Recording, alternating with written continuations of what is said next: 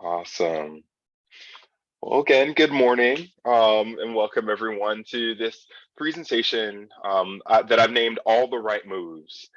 Because I think that part of the work that we're going to be doing together in supporting our students this year is to give everyone an opportunity to think about the movements that are happening throughout time, throughout our lives, but also across our campuses. And one of the big movements right now is about wellness and how do we keep our students well? How do we keep ourselves well? Um, how do we keep the vitality and physical fitness of our organizations and institutions well? So my hope is to help you all at least think through student mental wellness, and we'll talk a little bit about some of the supports that community colleges are receiving right now, and some of the areas in which um, just even having a presentation like this is making a tremendous effort in furthering what community college and Chat State will look like moving forward. So grateful for y'all having me, and hopefully I can get through some of these slides. So here's where we're headed. I always like to start everyone off with a little bit of an agenda of um, where we're going. So I want to talk a little bit very briefly. You all know this better than I do about the state of community college, but I want to focus in on the state of mental health and mental wellness in community college. Um, and then we're going to start making some of the moves. What are some of the interventions and techniques and strategies that are going to be helpful for you all in addressing some of the wellness needs and some of the uh, concerns that are coming up for you in your work with um, your students? So establishing a baseline, just bare minimum, how do we connect with the students that are sitting across from us, and how that might start before they even enter into the classroom or come into your office.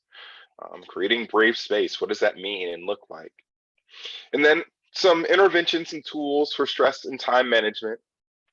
And of course, I want us to have some time to think about how to respond to crises and what is a crisis? How do we identify a crisis? And then how do we take steps to supporting our students when crises occur?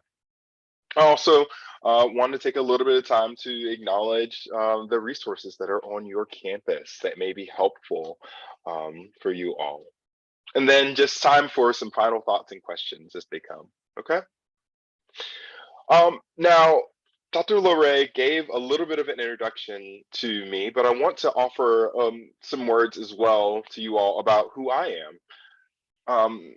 As you know, I'm an assistant professor in Austin, Texas, at a small seminary called Seminary of the Southwest. And my primary role is as a professor within the counselor ed department. So I'm a trained licensed professional counselor. I'm licensed both in Texas and in Tennessee. And my practice is primarily online. So while I was trained to do work in person and to do play therapy with children and adolescents, I have emerged into this era of telemental health where most people nowadays are looking for therapists through apps like BetterHelp or Talkspace, which are also great referral spaces now that I'm thinking about it for you to offer your students. Um, but I am working as a private practitioner. Just like you would come and see me in an office, I have learned how to make that commute even shorter by you picking up your phone and meeting with me there. But my work in academia is really unique because I'm a first generation college student. Neither of my parents got an education past high school. My mother, after I entered undergrad, actually started taking courses at our local community college. And I remember after my first year having a conversation with her about my calculus course and how it was just going terribly. And she, for the first time, she had always pressed into me about the importance of academics, but college was a new thing for the two of us. Even though I have an older brother, he had been going through, but he was very quiet about his college experience. And when I wasn't doing well, my mother started to recognize that the resources that she had around academics and the resources that I was needing weren't exactly congruent. And so her empathy began to build tremendously. And I started to recognize the differences and what it looked like to be doing college on my own in a very different way.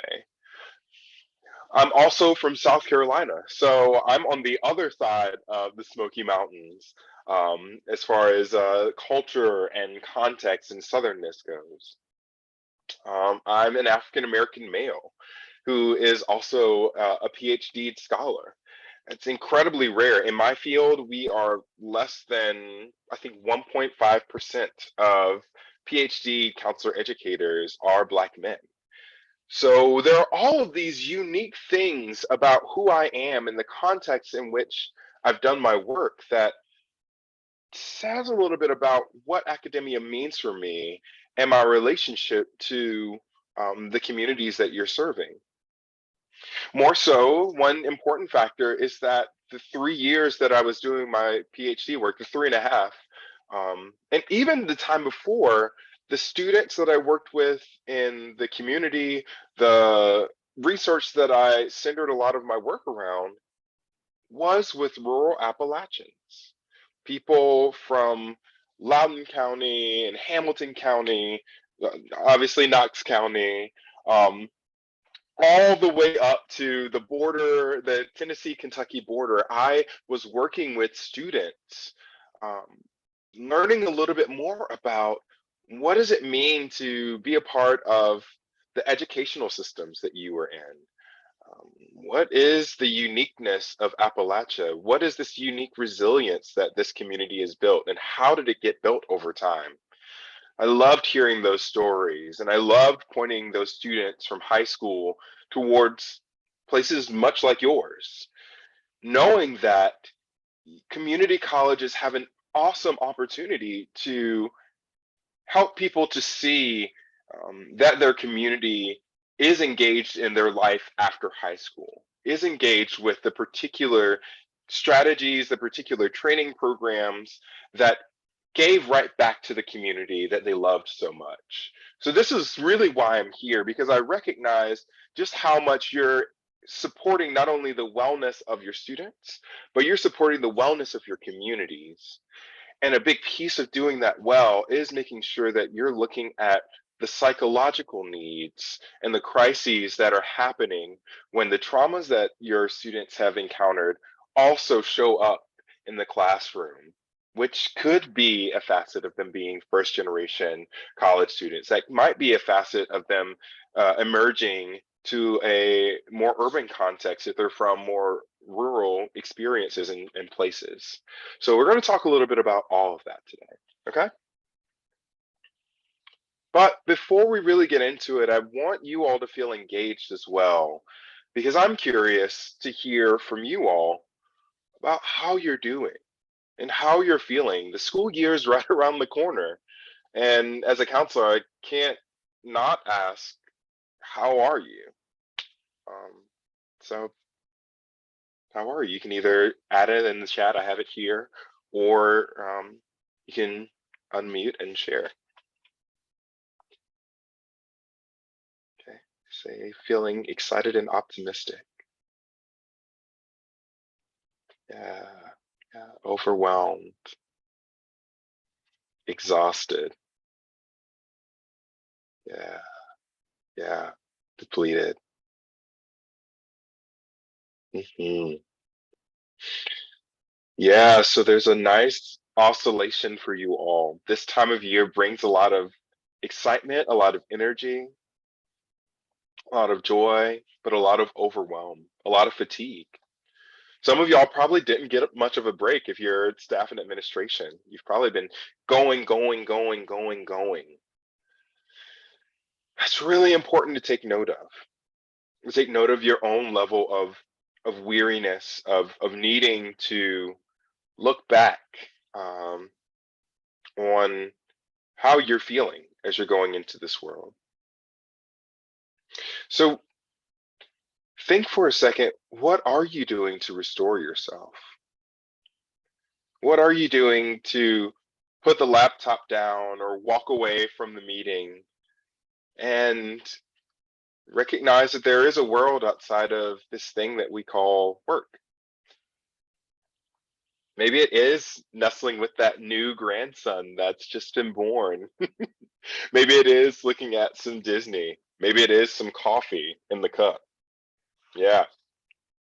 My thing right now is finding the new coffee spots and at least once a week going to a coffee place around Austin and not carrying my laptop.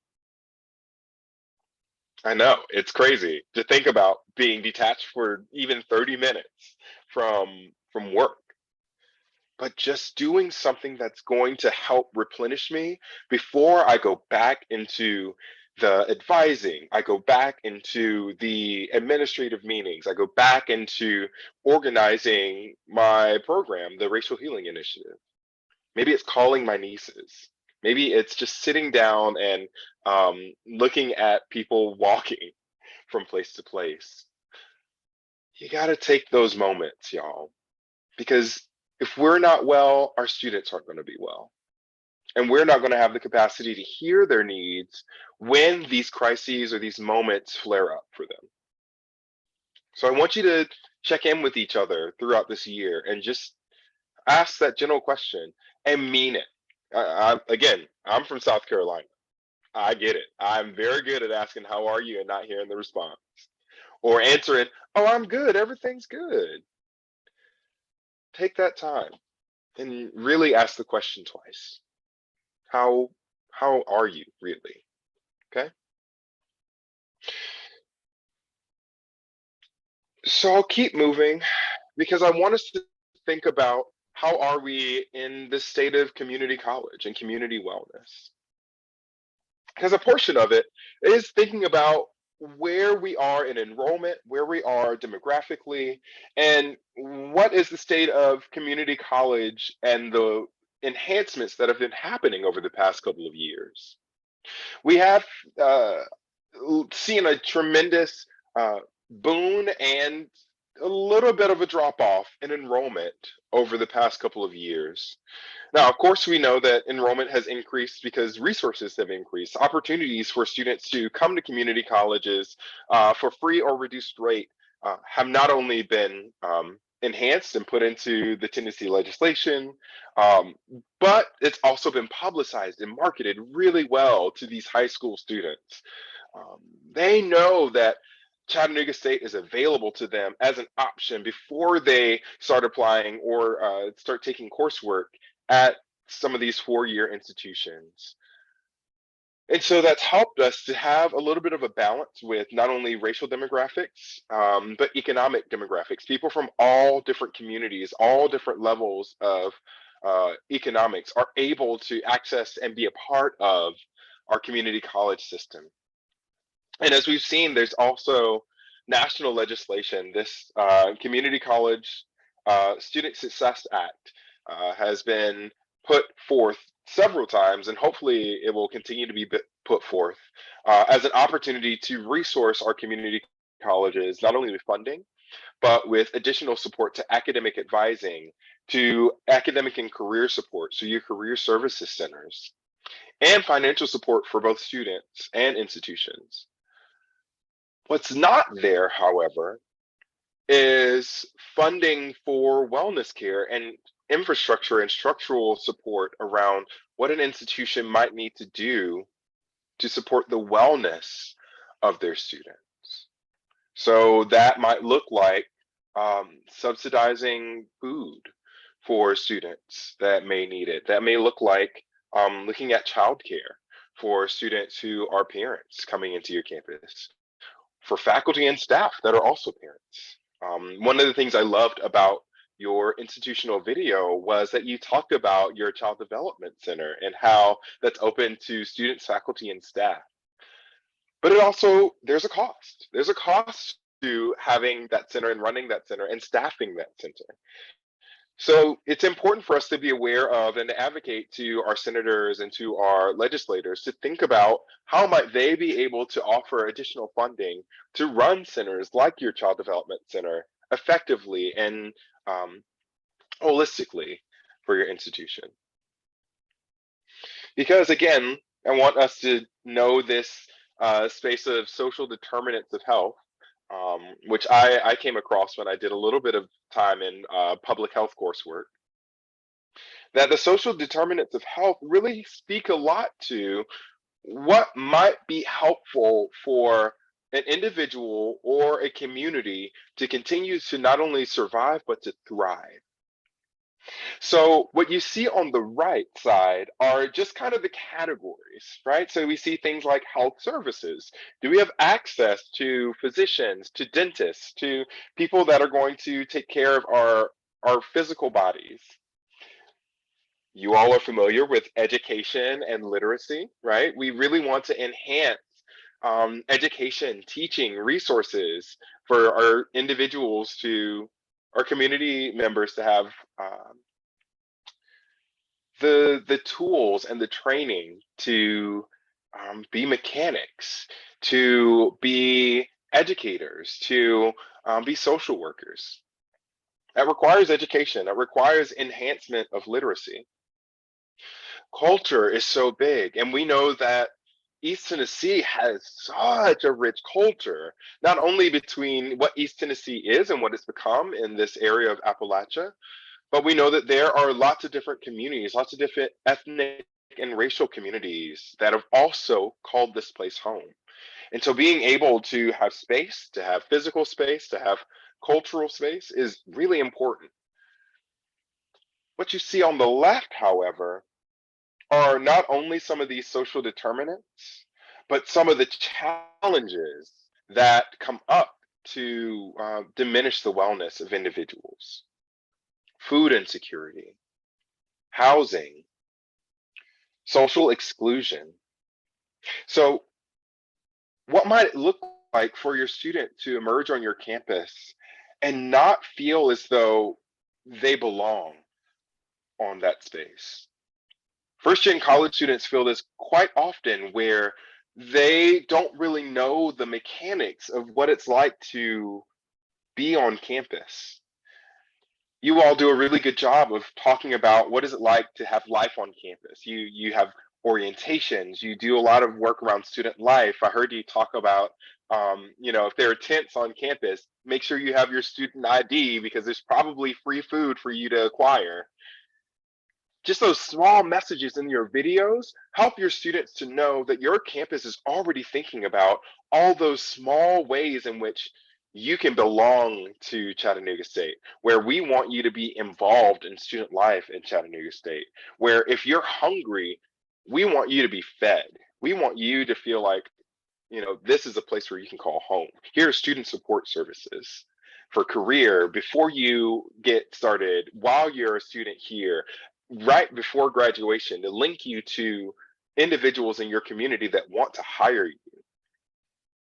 So the social determinants of health, this wheel, the eco-social determinants of health, really help you to think about ecologically the social and the systemic ways in which what you do as educators is impacting how someone is gaining access to food, to career, to understanding their identities in all the different ways, to helping them to navigate a world that may not recognize their various levels of abilities. Your infrastructure helps your students feel well within the communities that they're going to engage in after they leave the community college setting. Okay. So all of that is a part of the wellness that you're doing. And I jumped ahead just a bit because, like I said, you all are doing this work really well. Community colleges, especially Chat State, what I've observed is really proud of its Appalachian surroundings. You all are demonstrating your videos, your observations, you're showing just how proud you are of being in Chattanooga, just how proud you are of being in Appalachia. And what we know is that this is a region, like I said, of great resilience and ingenuity. The struggles that the Appalachian region has had to endure from the early 1900s to the 2020s is incredible. The economic downturn, the loss of jobs, recognizing that the excellent students often leave the region and experience that we have dubbed as brain drain, where our best and our brightest don't want to remain in our region. But being able to be very visible as an opportunity and a resource with Chattanooga State, you're helping to support this region and letting students know that Chattanooga is a wonderful resource for you to begin your academic journey post high school. It's a wonderful place to get started and to then move to a 4-year institution if you so choose, or to continue your education in a post baccalaureate setting. So the you're helping to uh, make a pivot in Appalachia where the brain drain begins to become kind of the plane for the brains to be nourished, the fertile ground for Appalachia to continue to grow again. You're also a non-residential and a commuter campus. So your ability to work with student life, your ability to offer these resources and to market them well, help your students to realize, even though they're not living on campus, they're not housed on campus, that there are particular reasons why you might want to stay on campus longer than just going to your class.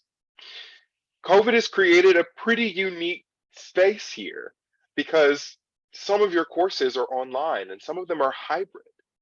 So, how do you help people who are not only off campus and aren't living on campus, but may only take or primarily take courses in a hybrid setting or an online setting? How do you get them engaged with the life of your college? On top of that, how do you help them to feel like they can connect, to feel like they belong, to feel like they matter to one another, and how do they matter to you as staff and faculty? And then you've also integrated this wonderful 7-week session model that's really going to help your students to get engaged with the coursework. That's going to help you to kind of cycle through these different courses with your students to help them to advise them about what courses are available to them, and maybe even get them into your programs and to their next training space that much faster. It's a wonderful opportunity. And as someone who's also been going through some pedagogical shifts, we've seen that yes, having half days or having 90-hour courses that are half online, half offline have really helped to have more intense learning, to help us push ourselves to the next step of being that much more,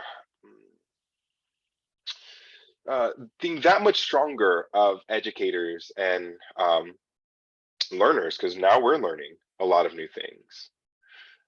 But you said it right at the beginning of this presentation. You're exhausted. There's a lot of learning that you're having to do while simultaneously trying to teach and train students in ways that you've been doing for many years, but it's a new era of learning in higher education. And that's stressful. Not to mention the cultural landscape of Appalachia is also changing, right? We're going to need new services around language and linguistic services. We're really going to have to think about how do we support our students who are asylum seekers or who are immigrating to this particular region or resettled in this particular region. How do we look at Indigenous persons that are also seeking to be a part of our educational systems? How do we deal with racial injustice that have been happening, that's happened all throughout our region? And our students who are more vocal and aware of the resources that they are needing, which may actually create some rifts in the classroom about their level of comfort in sharing and speaking to you all about their needs.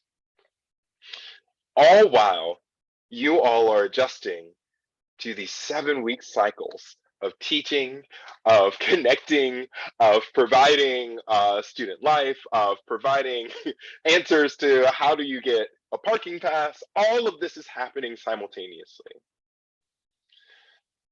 So I want us to take a breath here because, like I said, I want us to recognize just how stressful this is to our bodies, to our capacity of realizing this is a challenge of the modern era of higher education.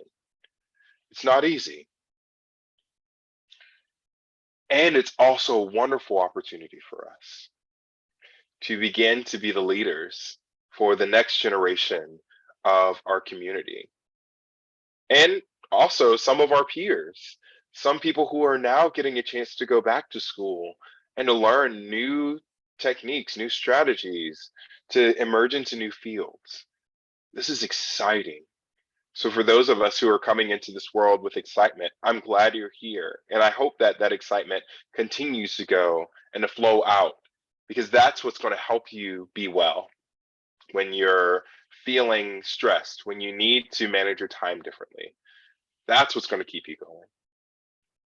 So, how do we do that? How do we do that, especially when we're in direct or indirect positions with our students? Well, part of it is thinking about ways to establish baseline relationships with our students moving forward. So you'll see some of these slides where it'll help us to transition to this next phase of making moves. And one of that is asking the question for us is, what might we consider before we are even working directly with our students? It's establishing a baseline, thinking about who we are and how we hope to show up with our students or with our staff even. So what are some questions that you may want to ask yourself? What am I doing to serve with our students? How am I serving our students? Am I in a direct role with, maybe I'm an advisor and I'm helping them to plan out and map out their curriculum. Maybe I am a professor and I'm teaching, I'm doing direct coursework with them. Maybe I have an indirect service position. Maybe I'm in HR and I'm in financial aid and I'm just kind of working the numbers. Some of us in financial aid work directly with our students to make sure that they, have their FAFSA done and that they are applying for the correct grants and scholarships that they qualify for. But there's always that indirect work, the logistics, the administrative work. Am I a staff member or am I faculty, right? In what role am I serving? How is the student seeing me?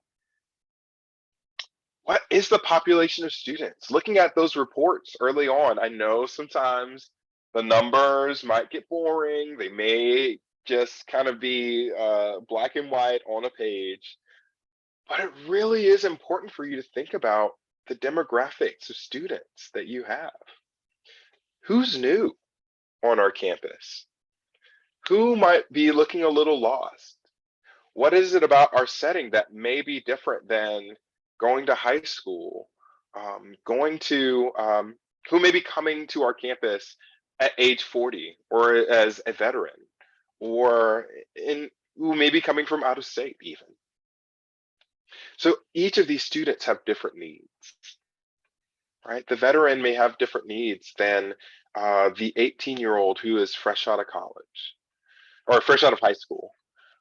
The mother of three, the single mother of three, is going to have different needs than the mother or the pregnant student that is on your campus.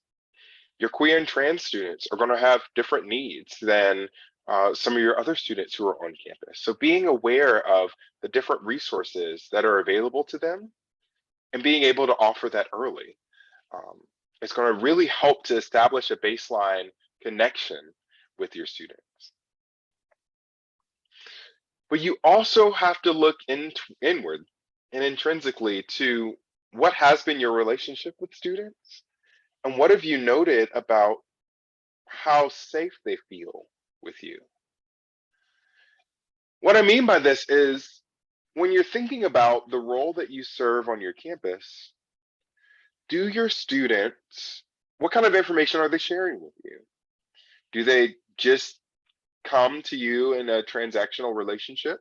And for some of you, may actually function really well. Maybe you are the individual on staff or on your faculty where just coming in and helping the student get the information that they need and moving on is exactly the relationship that they need to have with you and that you have the capacity for. I want to honor that as well. That may be a really safe place that your student may have with you. Or are you the person that your student just their shoulders are lowered and they're when you ask them how are they doing, they immediately tell you the crisis that's happening in their world. They may not feel safe asking you about the logistics, but they may feel really safe sharing about their emotional overwhelm. So how safe do your students feel with you? And if you're that person that is doing a lot of that emotional work, I want us to think about creating brave spaces with them. So, how might we teach and lead authentically and openly? It's a question I want us to ask. So, when I say brave space, I'm going to move a little bit quickly. You'll have these slides to refer back to later. But when I mean brave space, I don't just mean a safe space, right? We've heard that language of safe space. But a brave space is a place where conflict, discomfort, and vulnerability, and even exposure are anticipated and welcomed in the environment that you're in. Because everyone doesn't get to show up to your spaces safely. First gen college students may not always feel safe in an academic space. Students that have academically struggled may not feel safe in conversations around deep philosophy or talking about the history of the region in those major classrooms. Students of color may feel ostracized when they don't see or feel familiar faces or voices in front-facing positions. So to imagine that safety is guaranteed for everyone because you're kind and open and warm, that's not guaranteed for some of these more marginalized communities.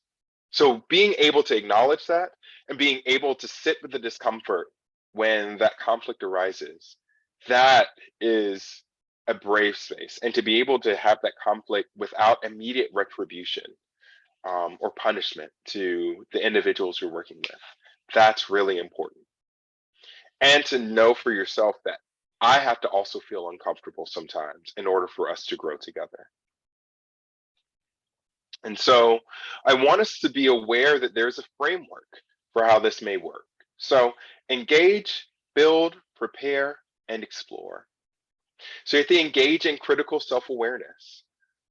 I've said this word a lot, capacity. What is your capacity for handling and engaging with someone around issues of culture, of need, of concern? Be aware of that early, and especially when someone is culturally different from you. What is the work that you need to do to be more aware and empathic of people's differences and what they're bringing to the table? Build those relationships over time when you are seeing differences between you and another individual, or between you and your colleagues, between you and your students, and be willing to kind of broach topics. If I had more time, I would tell you a little bit more about the different strategies and styles of broaching. But essentially, broaching is your openness to say things like, well, so as a Black male educator, I know it may be unfamiliar for you to engage with someone who looks like me as a professor at this institution. So, what are some ways that I may be helpful for you? And what are some things you may be curious about me as an educator, or how I got here, or even my story? I say that very quickly in my classrooms early on with my students. Because I want them to be able to share, to talk about culture and how culture is impacting how they're seeing the counseling relationship. So, so building that collegial relationship, broaching those topics of cultural difference, help to really create bridges between you and your students. Alongside that, there are going to be things that you do not understand or you do not know.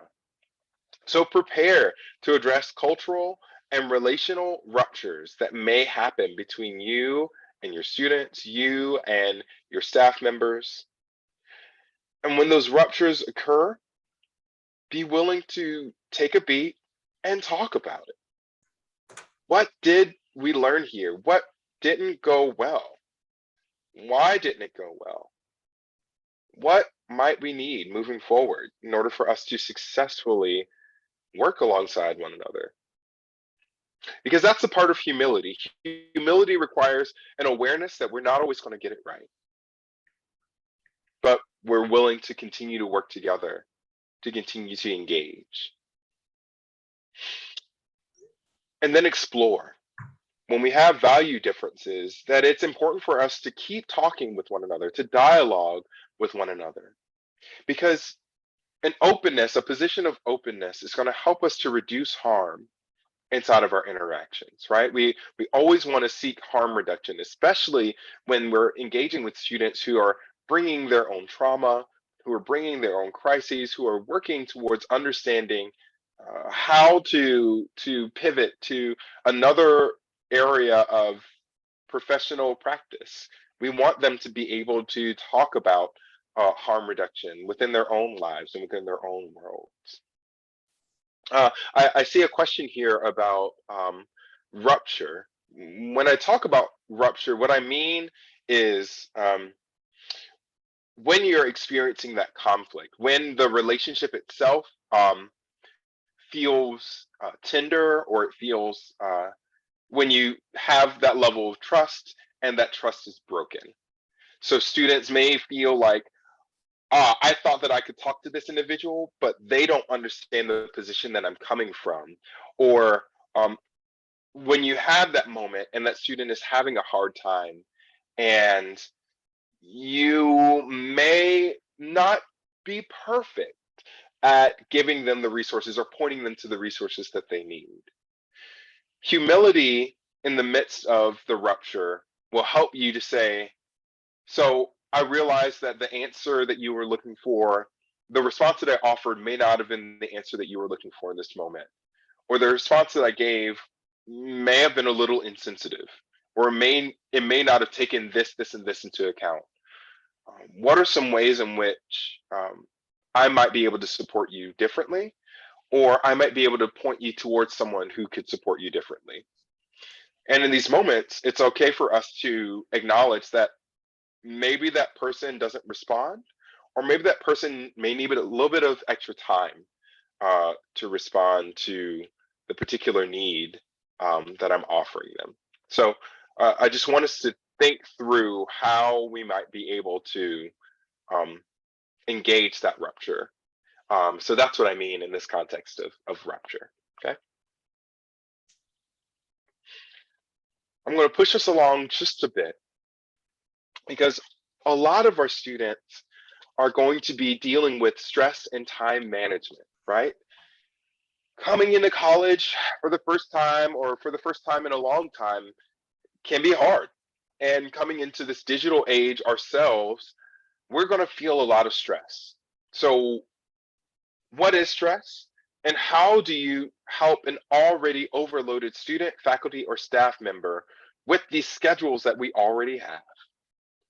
And my hope is to give you a couple of tools to deal with that. And for clarity, stress can be helpful.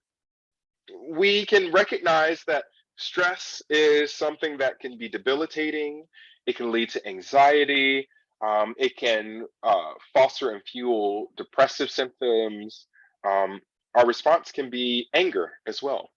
So I want us to recognize that it can also be a motivator. It can also be something that is eustress, that is helpful to help us move forward, that can help us to not feel lazy or languid in our engagement with a particular process or a topic. So stress can move us forward as well. So how do we support student stress? Well, it might be about setting goals. I have a lot of things on the slide, but the brunt of what I want you all to take away is helping students to use some of these frameworks. Like if you haven't heard SMART goals, I want us to look at this link later on, to think about how we can help our students think about the things that they want to accomplish, the broad goal for coming into the educational space, or working through a problem with academic support or academic success and career development? What is the one thing that you want to accomplish by coming into this institution, or coming into my classroom, or coming into this meeting with me? And helping them to look at the hierarchy of goals, right? So what you see on the right side of your screen is some of the hierarchy of goals. What's something you want to accomplish over your lifetime? What's something you just want to accomplish by by this time next year, by this time next month, by this time next week? Helping students to really think through some of those immediate but long-term goals, and to order those and prioritize goals is going to be really helpful here. And then goal implementation is also going to be helpful, helping them to breathe through the stressful moments. What is your body saying, right? What helps what helps you feel clear? What helps you feel strong? What helps you feel supported? That may be from an educator, that may be from a peer. I see that some of y'all are already asking and talking about some of the resources that are on campus. Being able to direct some of your students to some of those academic support services is going to be really helpful. And not only outlining it for them directly, but maybe even walking with them, right? Building that relationship even then, to help them to realize how supported they are physically with an actual individual. It's going to be incredible. And then right before when you make that plan, make sure that you're helping that student to measure progress and to evaluate later how much progress they've been making. Maybe it's even just being the person that walks on campus and says, "Hey, I know you're really trying to be a radiologist, and yeah, how's that going? Tell me about how your first radiology courses are going on campus. How's that working out? What are some things that you're noticing that you're doing differently than you did about a month ago, a week ago, when you first started the program?" Right? Helping them to even just have those minor check-ins make a big difference. So here are a set of questions that you may be able to ask when students may not really be well equipped to set some of the goals for themselves, right? So what resources do you have that are in place that can help you achieve your goal? You say you want to do better. What do you mean by doing better? Oh my goodness, I'm having some issues getting from point A to point B. Well, what are some obstacles, and how might you deal with these obstacles? Having some of these questions available, it's going to help these conversations that you have, help them move forward with you and your student. Likewise, they're going to really have some challenges with time management. When you set a goal, it may also be challenging for you to just think through how to deal with time, how to get from point A to point B, how to deal with studying, how to slow everything down. Here are a couple of tips that may be helpful for you all to offer, right? So what are some what's the most important thing that you need to do? What's the biggest task that you have, right? So sometimes you just gotta eat the worst thing that's on your plate so that you can enjoy the sweet and savory things later. I love to tell my students that. What's the class that you hate the most? Okay, work on that class first, and then go to the class that you're going to enjoy the best, or the class that you understand the best. Batch related topics together. Set a time limit. I'm only going to study and work on this for 30 minutes. Set an alarm. When that time is up, I'm going to take a break. I'm going to walk away, and then I'll come back to it later. Okay? A lot of these time management tips, I'm sure those of you who are working in student success and academic support, y'all are aware of a lot of these things, but I just want all of us to be able to see it, and even to remind ourselves, because sometimes we forget too. And I have just 3 quick resources that may be helpful for you all. One is a life stress inventory, because some students don't realize how stressed they are. When was it sent to me? And the life stress inventory really helps people to imagine and to think through, well, I didn't know I was this stressed. I didn't realize that this was causing stress. Some things are good, like having a new child may be a really good stress. Owning a home for the first time may be a new stress, but it's a good stress. So helping them to assess how stressed they are is really helpful.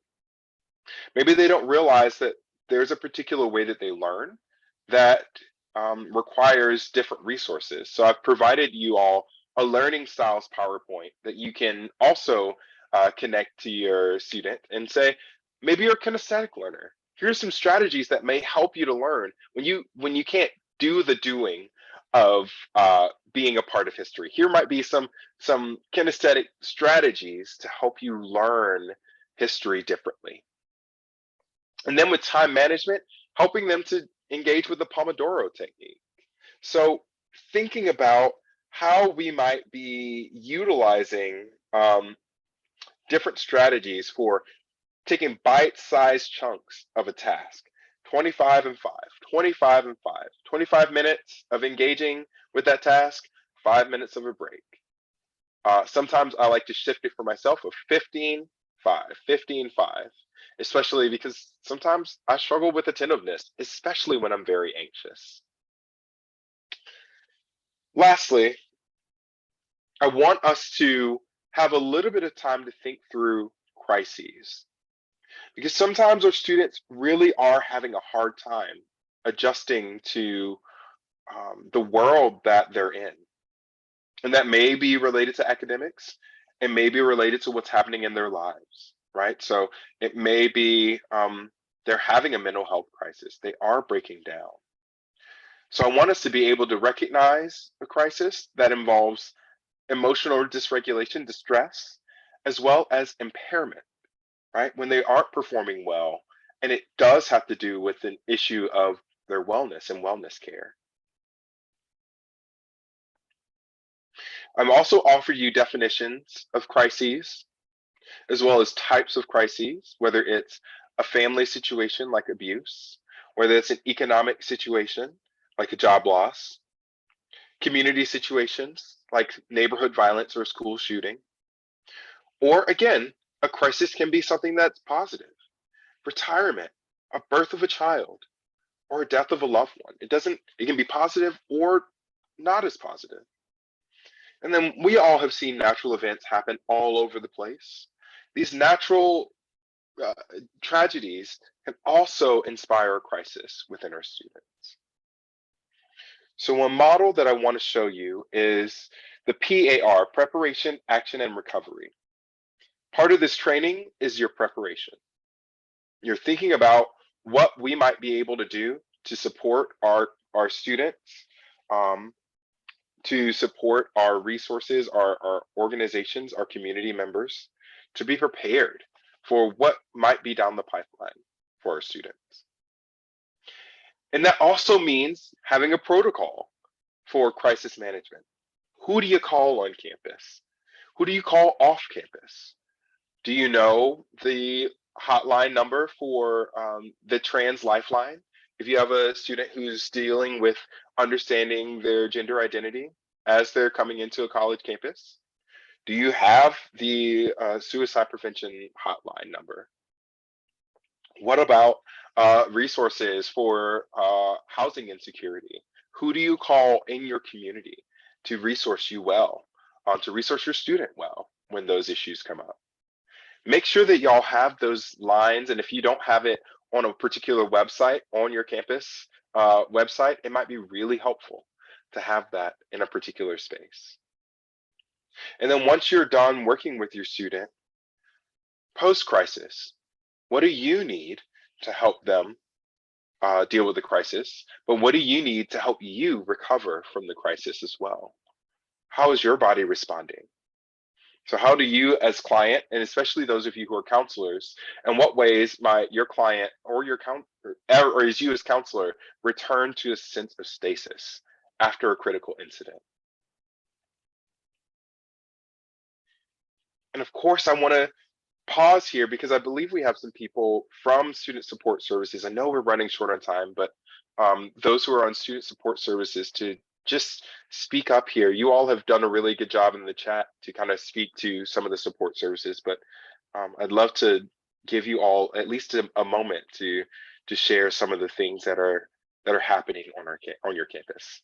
Thank you so much, Marlon. That was fantastic. And before I turn it over to Michelle, who's joined us, I just want to say thank you so much, and to tell everyone that this will not be our first opportunity to have a webinar with Dr. Johnson, hopefully. So we've already been able to secure a little bit of extra funding and care to engage with Dr. Johnson, and we're in discussion.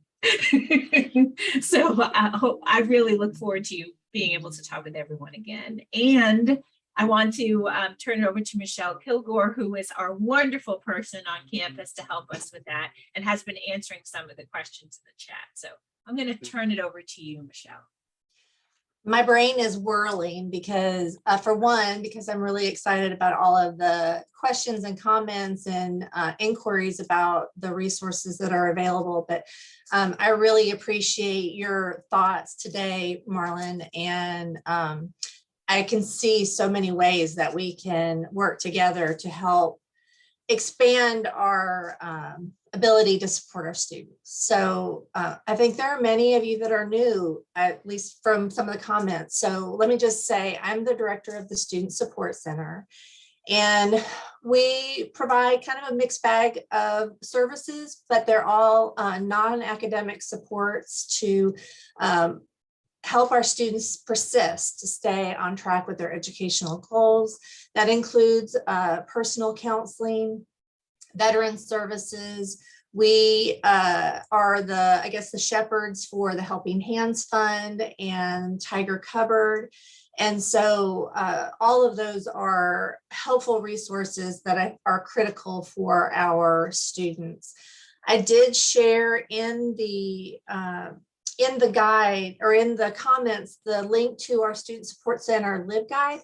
Can I share my screen just really quick to I'd like to share what that looks like, because I think it's important for people to see and to realize that it is actually something that is a living, breathing document that we change on sometimes on a daily basis. If you see something that you think would be helpful to have for our students, I am very open to making adjustments. And actually, I was thinking that the recording of even this workshop would be fantastic to put here. I see it as a repository that we manage, but it's ours as a campus community.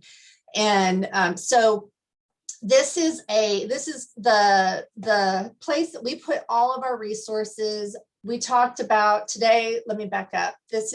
You'll see these tabs, and the one that says counseling services, it actually goes to a whole nother layer of resources, including mental health and some of the other high-risk behaviors of our students that are so important for them to work on while they're here with us. But then there are the single stop community aid page, which has lots of financial resources, because there's no way that our team in the Student Support Center can address all of the needs of our students. And a lot of them don't even come to us, but if they can get to the guide so that they know where to go to get help, I firmly believe in empowering our students to help themselves, give them the tools so that they can advocate for themselves and use their voices to get what they need. We have our Hard Conversation series, which we're going to be doing a new one for the semester. We're losing the ability to have healthy conversations. And so I could see that we could incorporate some of this into those conversations. It's not too late to do that for the fall. Our first one will be the first week in September. We're going to be talking about mental health resources, and I'm going to be talking more about what's available for our students here on campus. So I know I could keep going and going, but I know that we have to move on. So I will make sure that you have the link to the guide. I'll also make sure that you have the flyer sorry, let me stop sharing here. But this flyer right here, you'll see posters of this all over campus. And I'm going to actually put this in, ask that it be put into the media guide that our director of marketing talked about yesterday, because then you can print it yourself. You can put it in your e-learn. You can put it anywhere you feel like students can see it.